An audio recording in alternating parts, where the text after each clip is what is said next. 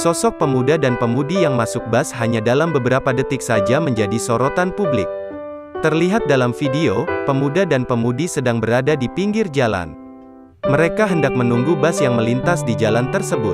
Sang kondektur bus tersebut melihat pemuda dan pemudi tersebut di pinggir jalan dan kemudian ia langsung membuka pintu bus tersebut.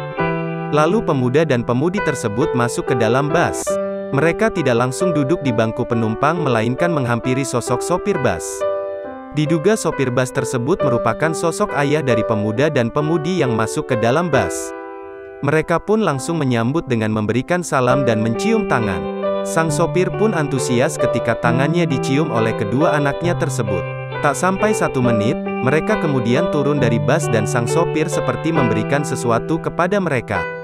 Video ini pun membuat warganet terharu dan membanjiri kolom komentar di postingan tersebut.